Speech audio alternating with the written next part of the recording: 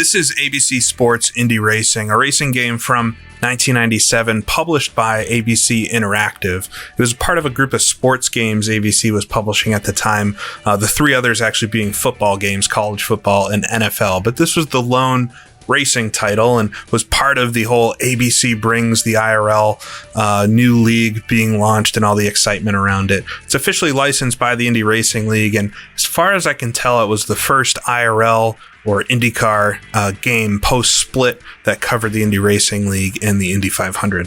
This is a game I somehow missed back when it came out, and I've only really found out about it through reading about the different indie games that exist, and this one comes up from time to time, but information is very limited out on the net as far as I can tell. There's only a couple videos that have anything to do with this game and a few forum posts and a very small Wikipedia page. So I think it's one that's scooted under the radar for a lot of folks, and maybe watching you've never even heard of this. So let's go through the menus and see what this game has to offer. And up front, I'll say I'm very impressed with everything this game has in it. It's well packaged and clearly is not a slap together game in any respect, but it's definitely an interesting title. So by default, you've got a few different series actually. We have the IRL, of course, so we can do race weekend and a season championship mode if we wanted to. They also included some of the series that were the ladder series to go up to the IRL. And for anybody that remembers this era, this was a huge deal for the IRL. You were going to have sprint car and dirt racing guys going up the ladder and going into the IRL, and it was going to be like it was in the old days. So the fact that they included them, I think, is really funny because it's kind of what the whole league was about. But you've got three ladder series, actually. So you've got the Silvercrown cars, you've got sprint cars, and then I believe you also, you have midgets as well. So three different classes of racing. Overall, having raced them a little bit, they all are kind of similar, but it's cool that they're included and not something you see in any racing game these days, really. But obviously the IRL is the main feature. We'll get back to the other ones in a second. Track-wise, you've got the full, I'll call it full 1997 calendar for the IRL, which is quite limited. I believe it's only 7 or 8 tracks, but it does include, as you can see here, the Indianapolis Motor Speedway, and was the only game at the time that had that in it. IndyCar Racing 2 had come out a couple years earlier and obviously didn't include the Indianapolis Motor Speedway by default. And Kart Precision Racing, which was coming out around the same time as this, which I've also taken a look at, that covered kart and obviously wasn't going to include IMS. So you can race IMS here, which is quite cool. Texas Motor Speedway, of course, all ovals being 1990s IRL. That was the whole gig. They're going to do ovals, but Pikes Peak, Charlotte Motor Speedway, New Hampshire, my home track, and Las Vegas, I believe. And this would be the flatter version of Las Vegas. On Walt Disney World, I skipped by in the beginning. So interesting. It's not so many tracks just because it's, a short calendar back then. Jumping over to something like the Silvercrowns, you have a bunch of different tracks that are really not seen in many, if any, racing games these days. Maybe iRacing, but Indianapolis Raceway Park being one of those. Phoenix, that's also on the IRL side. Terre Haute, the dirt track there. So this track is very famous in Indianapolis for dirt racing. Winchester, high banked half-mile oval. So it's a good mix of asphalt and dirt tracks. Eldora makes an appearance here. And so it's a small calendar as well, but just a neat selection of tracks, especially for anybody that likes oval racing. So if we click on Ari's smiling face in victory lane there, we can take a look at all the drivers that are a part of the IRL overall, and they pretty much have the full 97 grid, or at least all the guys that mattered. What I was interested in seeing is how much information they actually include about all these guys. It almost seems like you could do some identity theft if you wanted to here, but yeah, they have a full bio on every single driver with their full career accomplishments. I'll just scroll through that for Scott Sharp. So if you're really interested in learning about the early IRL drivers, some intern had a field day compiling all that, you can. But all the big guys are here, of course, from the early IRL. Scott Sharp, Buddy Lazier, big guys being a relative term. Of course, Tony Stewart looking young and chipper there. But yeah, you could learn pretty much everything you'd ever want to know about any of these guys. It's pretty interesting, especially looking at this. It was an interesting group of guys racing in the IRL in 1997. So it's pretty cool to go back and just look through all of them and their different bios. I thought it was really interesting that they actually included the alcohol sponsoring, which is normally obviously left out of games, but we got Robbie Gordon here with his Coors Light car, so no rules about that, I guess, in 1997 to leave that out. Steve Kinzer, the dirt champion, as well included there. And then you've got yourself. So jump back out. We can go over and select our car and fill out our own information. If you want different cars to select from, the game does say it has both the G-Force and Eldora chassis, although I can't really spot too much of a difference between these, especially in the cockpit. They don't look any different.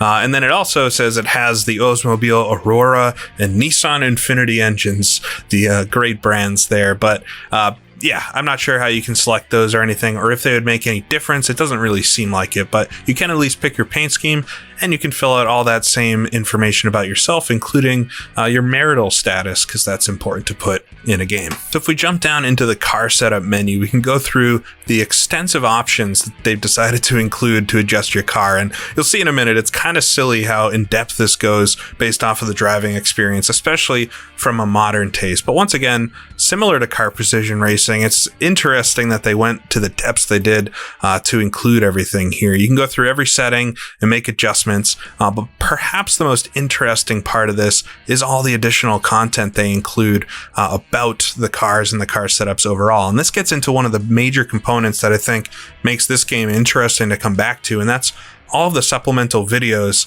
that they've included. Now, for some reason, working in this in Windows 10, you can't get the videos to play inside the game. I think they'd play in this little box here, but I can show you a couple quick examples of Jack Arute and others talking through car settings. One of the areas where you can really dial in your race car is in what we call toe. Now that's the way the tires are set on the front end of the automobile. If you have your tires leading out just a little bit in the front, that's called toe out. If you want to put them in a little bit, that's toe in. Each team will adjust the toe on their car to make it track the way they want it to. In big sweeping corners, you adjust that toe to compensate for the turning radius. The wings on an IRL car help determine how much downforce that car produces. Downforce is related to corner speed. The more downforce you have, the faster you should be able to drive that car through the corner. The negative of more wing angle, however, is slower straightaway speeds. You get more cornering speed with more wing. The more wing you have, the more drag the car produces, and therefore your straightaway speed is reduced. So for learning about the cars and everything the teams have to go through to set them up and what all the settings do, I think there's actually a really cool compilation of different information for that. And it doesn't stop there either. There's actually two other sections where you can learn things about the series overall. In the ABC commentary section for the current event, you can learn things about the event itself, the weather, and I guess the pit road experience for that given track. Well, the weather is good here right now, but there is a forecast that includes the possibility of rain sometime during the run here today. So we'll be keeping an eye on that for you. That could end this race prematurely should it come to pass. The premise of this series was to create a more even playing field for individual drivers. The thought process being, if you can limit the type of equipment and the sophistication of that equipment, the premium will be put back upon the driver's performance. Thus far, with the engine and rules combinations, that's precisely what we've seen. It all now depends just how quick the driver is inside the cockpit. Interesting hearing Jack Arute try to sell everybody on the fact that there's a spec series being a positive, but that's how everything was sold back then. And you also have a racing school from Tom Sneva, and in this you can learn all about driving, and it's honestly really good information. It does not apply so much to this game and the sim overall, but it's all stuff that's quite interesting to learn about and applies in any kind of sim racing, honestly, today. Now, on the same passing scenario, if the lead car realizes he's going to be overtaken on the entry quick enough, he can set up the exit to try to get back underneath the car that just passed him. Car that's coming down low and passing on the inside, he's got a much tighter radius. He's not going to be able to get on the throttle as quick as normal. If the lead car realizes he's being overtaken sharp enough, does a late enough turn in, he might be able to get the power down and come back underneath the car that just passed him on the entry as he exits the corner. I think I'm a little worried about Tom Sneva overall. He seems a little depressed in all the videos, but overall the videos themselves are very cool additions to this game, and honestly make it worth coming back to this many years later just to watch all those videos. And they're included on the CD as just AVI files, so it's quite easy to click through and see all the different clips. Lastly on the menu, there are some options and things across the bottom, but nothing too interesting there. The game apparently did feature some online play back in the day, but obviously would be probably difficult to do these days. So I figured I'd do a few races to show off the game overall. And to start off, let's go to where the IRL all started, at the Walt Disney World Speedway. ABC Sports is in the Magic Kingdom at Walt Disney World Speedway. Hello and welcome. I'm Paul Page with Tom Sneva, and this is one of the most unusual tracks in the IRL series. It's really a three-turn track with a little dog leg in the back. It's got a dog leg, but two of those turns are actually flat out. The driver never lifts. So it really comes down to turn one and how quick he can get back on the power on the exit of turn one. And then the banking changes. It's fairly steep in turn one. In turn two, it drops down to 8.5 degrees, 7 degrees in turn three. So what do you do to win this thing? Well, the key to this racetrack is how you drive the traffic situation. You're going to have lap cars. I mean, there's going to be guys at the front and guys at the back, but it's so tight, it's so fast. You get out of the throttle one time, and you lose a lot of time on the racetrack. So it's a traffic track. Who can manage the traffic the best is going to run up front. And Disney World has its characters. We have one too. Here's Jackaroo. All right, here we go. So I am using a steering wheel with this. I was able to get my G27 working. And you get to hear my wonderful spotter who, like many games from the time, talks too much. Let's see if we can pass a bunch of these cars on the low side. The tracks themselves, from what I've seen so far, they're 90s arcadey type tracks, but they do look somewhat like, or at least different enough to resemble the track that they're representing. So this is Walt Disney World Speedway, which was a triangular type track, much like a Phoenix or a Nazareth at the time. And we'll just try to keep it around the low side here, but a few things I'm impressed with are the cockpit view overall. It looks like a beefed up version of the IndyCar Racing 2 cockpit, and you do have settings for fuel mixture, brake bias, it looks like. I don't have the manual. I couldn't find the manual anywhere, so I actually don't know how to change those specific settings or what exactly they would do if you could. The feeling of the game overall, we got a car on the low side there. There's this Robbie Buell in front of me. I smacked the wall. Damage seems to be pretty much non-existent, at least with the settings I have on. I do have damage turned on itself, but work on the low side here. It does feel a bit numb. There's no force feedback, of course, but like I said, I did get the wheel working, so you can steer the car at least. There's a huge dead zone in the middle, as games normally would have at the time. Okay, a big accident, getting slammed into the wall, I guess, came up into the car above, but yeah, we're all right. That might have been Buzz Calkins there. Let's see if we can get by Buell now. What a move. Once in a while, Paul Page will jump in as well and just tell you you're doing a good job, or maybe not. But I think as a kid, I would have had a ton of fun with this. Compared to IndyCar 2, if you look at that as kind of the standard at the time, this obviously looks amazing, or much better, and I do have to admit I'm using DG Voodoo here to get it to look a little bit better, so it's running at a higher resolution than it would have been at, but otherwise it's pretty much exactly how it would have been. And it's quite impressive for the time. The mirrors actually have textures in them, albeit lower resolution. They don't work particularly well, but you do actually get real cars in the rearview mirrors, which is quite nice. All right. Lap 6. I'm going to get loose on the high side. Sometimes the car just breaks loose. Getting slammed into the wall and getting run over from behind. Hopefully we can continue without too much. I'm not sure if at some point the car just explodes or breaks down once you get too much damage. I have a feeling that's the type of damage system it would have. But because of the dead zone in the wheel, it's not so easy to correct any kind of spinning or anything. It's a lot of throttle application actually as I get sideways in turn 1, almost dirt tracking it around the high side.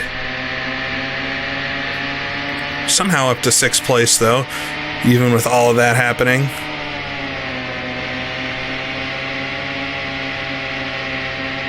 Gotta keep it on the very triangular white line there. Set it up for a 10-lap race here, so nothing too crazy. Your last lap, 28.8. You are now P6. Got to start catching him. And I love the advice the spotter gives you. Gotta start catching him. Oh, okay.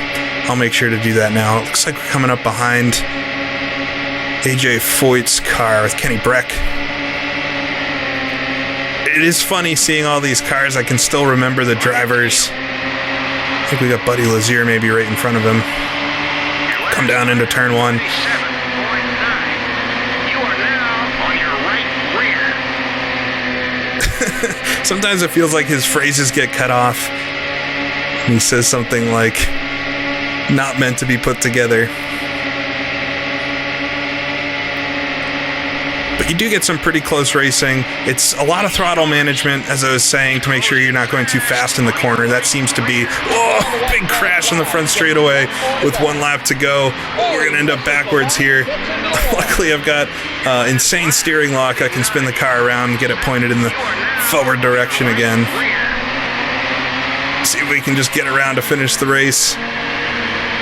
But somehow tangled up there with Kenny Breck and Buddy Lazier. Coming to the Klipsch car. He's closing fast. All right, come around and finish this one.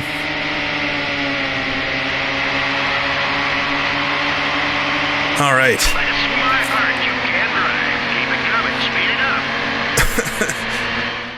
All right, so not the cleanest I've ever raced around the track, but it's very difficult to stay away from the other cars. It acts a little bit like Spirit of Speed 1937, if I'm honest about it. It's got that weird arcade feeling that games from the mid-90s somehow always had when they were racing in 3D, but a little bit of fun. We'll try something completely different here and maybe go with a Silvercrown car around Eldora, see what the dirt racing has to offer. We're right on the border between Ohio and Indiana, a little bit outside of Rossburg, Ohio, and we're at Eldora. Now, if you're going to learn how to be a real race driver and you're going to want to run in the IRL at the Indianapolis 500, then this is one of those great Midwestern tracks where you really needed to learn how to ply your trade and craft as a race driver. Well, not only that, but you wore the helmet not only for protection in case you had an accident, but to protect you against the rocks and flying debris that you receive at a high speed for a high-banked dirt track. And Johnny Rutherford, the great 3-time Indianapolis 500 champion, one time flipped out of this place, and they couldn't find him for a few minutes. When they did, well, he was injured seriously, 2 broken arms. But, you know, he's proud of his run in Eldora. Radio check. 3, 2, 1. Check. All right. Don't pass until you see the green. So here we are at Eldora in the Silvercrown car. It looks like a Silvercrown car. It looks like Eldora too, so I'm pretty impressed here. But we'll get on the gas. Oh, and it's very slippery. Try to come around, get the green flag. Oh, definitely don't want to touch the other cars in this, I could imagine. See if I can keep it around the low side. My tactic always in these games. All right, slide it on past a couple of these cars. Oh, the car pitches all over the place. So I've raced the midgets and the sprint cars a little bit, and these are pretty much the same deal. Maybe a little bit faster, I would imagine. Oh, we got a crash, I guess. I'm not surprised. Oh, the 2 in front are hitting each other. I think it'll be difficult to make it through this one without some kind of calamity. 16.7 on your right rear. We go, come around the high side. Pretty interesting they have Eldora. I mean, I know Eldora is one of the most famous dirt tracks, but this is pre-Tony Stewart purchasing it, obviously. 16.4. You are now P9. Maybe you can race Tony Stewart around here. Yeah, it looks like he's in 5th position. No idea what his car looks like. It looks like they used all the IndyCar drivers pretty much as the dirt drivers as well. Just trying to create that parallel again from dirt to the IRL to Indy. And it wasn't untrue. A lot of the guys that raced at Indy in 1996, 1997 were short track guys. That was the whole idea with the league. Come around the high side. It looks like that's working for me so far. There's no idea what the car is doing. Just kind of have the steering wheel turned on and off the throttle. There isn't as nice of a cockpit in the Sprint, Midget, or Silvercrown car as you can see, but it gets the point across. You still have your RPMs and miles per hour. And you wouldn't have anything like mirrors or even a spotter if you were really racing on dirt. Whoa, come around the high side there. Keep it down low. These might be the two guys in the lead. Oh, getting hit there. Oh, flipping. See if I can get the car spun around. I don't know what happened there. I guess maybe I slid up into the car above. Things were going so well. Let's try to get back on the gas here. Just a few laps to go. Oh, once again, going flying.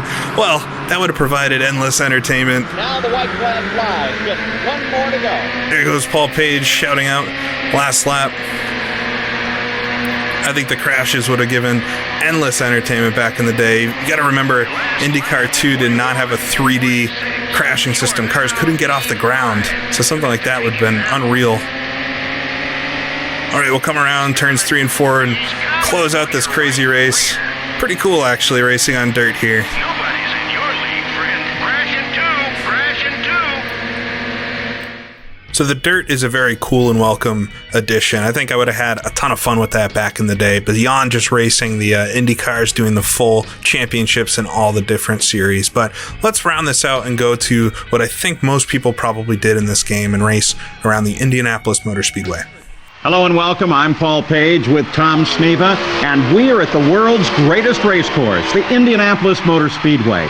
This is the crown jewel in the IRL series, and as a matter of fact, on race day, this is the largest single-day spectator sporting event in the world. The crowd is absolutely massive. Well, Paul, this is a place where you have to manage your emotions. The adrenaline flow is just so great at the beginning of this race that you've got to slow yourself down. It's no problem psyching yourself up for the Indy 500. The track is 2.5 miles around, a mere 50 feet wide, 5/8 of a mile on the long straightaways, and it's only banked 9 degrees. Well, you pretty much have to run the place flat out to try to go fast, obviously. It's very symmetric, but with weather conditions and 500,000 people around that racetrack on race day, there's a lot of things you have to comprehend. Let's go down to the pits and check in with Jack Arute. All right, so we'll come to the line in the middle, I guess in the last row. They do have a few more cars around Indy, of course, and we've got this great effect in the horizon. Not sure what that's from. Almost certainly some kind of Windows 10 issue. Surprised at all that this game works, but we'll come across the line, 5 laps here at Indy. And yeah, Indy's a bit of a roller coaster compared to real life. You got pretty wild banked corners here. See if I can get around some of these cars. Oh, almost slamming into the back of, I think, Dr. Jack Miller there. All right, come out of turn 2. Should be able to go flat out around here, I'd imagine, in one of these IRL cars. Just try not to make contact. Certain death, of course. Oh, on the low side there. Not able to get around. Come past these two. Just dipped out of the throttle for a second. Ooh, some smoke in front. Maybe a crash or something. Not sure. Got Billy Boat here right on the outside. You are now P21. Closing on your right rear.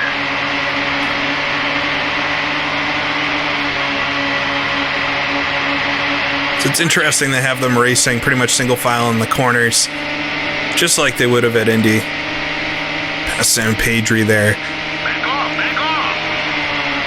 Almost over revving at the end of the straightaway. It seems my car is quite fast, even though I've not worked on the setup at all. It's closing fast. Ooh, almost making contact, playing chicken with the wall there. Your last lap, 42. All right, on 3 of 5 now. So you can do full races in this, full championships if you want. So you could do a 200-lap race. It seems like there's pit stops and everything. So it is quite the complete game. I think all the additional features and everything are probably the most interesting part about it. But Yeah, racing around these different circuits with these drivers, it's not quite as fun, I think, as it would have been back in 1997. Oh, wow. I'm not sure I actually avoided him. It's a game giving me some luck there. Not as much fun these days, I don't think. It's a little bit easy. Probably with modern equipment here, makes it a lot easier than it would have been with a joystick or the keyboard. Often the case, and yeah, it's not a great simulation. It's barely doing its thing as an arcade game, but some fun to be had for sure. I think the short track stuff is pretty cool addition to it. So we'll come through. Maybe I can actually win this 5 laps from 33rd to 1st. Looks like Robbie Buell up there is quite a lot in the lead. On your left rear. He's yours. Apparently he's mine. Not sure what that means, boss, but we'll come through. All right, one more lap. I think coming up on Tony Stewart here. You can see the Glidden Menard sponsorship. All right, able to pass him in 1. Oh, I can see Robbie Buell ahead. I don't know if I'll be able to get to him in time. Dashboard showing me an alarm, probably because of the RPMs. Pulling up on him, but with just 2 corners to go.